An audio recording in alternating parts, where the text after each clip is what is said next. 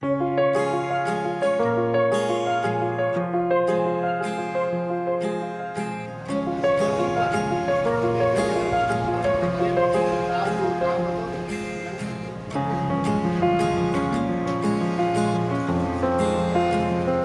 satu platform yang kami coba kembangkan, ya tentunya makna ekspres ini kami ingin ini menjadi cikal bakal logistik bisnis ya, logistik bisnis.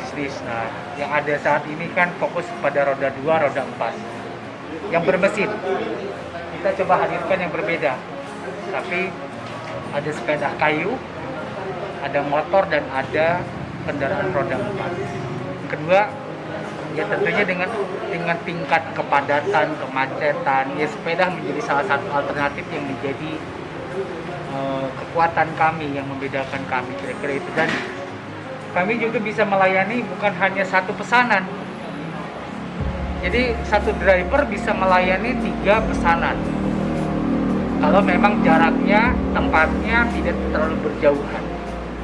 Jadi aplikasi ini memungkinkan para driver bisa mendapatkan satu kali jalan 4 orderan, dan bukan hanya pada makanan saja, kita bisa melayani dokumen, barang, makanan tentunya, itu bisa ya. Nah, kami juga sudah ada namanya Mandrepot. Mandrepot sebetulnya sudah duluan ya kami launching, dan ini untuk melengkapinya yaitu Mandre Express. Ini dikembangkan oleh putra putri terbaik di Makassar.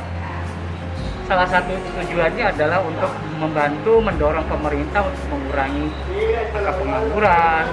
Ini kami hadir.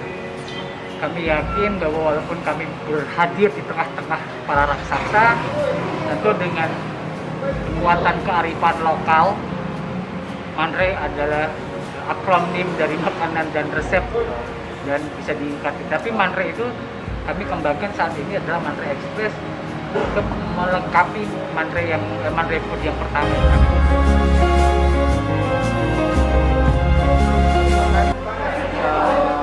Wujud dukungan pemerintah Kota Makassar terhadap pengembangan aplikasi, terkhususnya kenapa? Karena aplikasi ini dibangun oleh putra-putri Kota Makassar.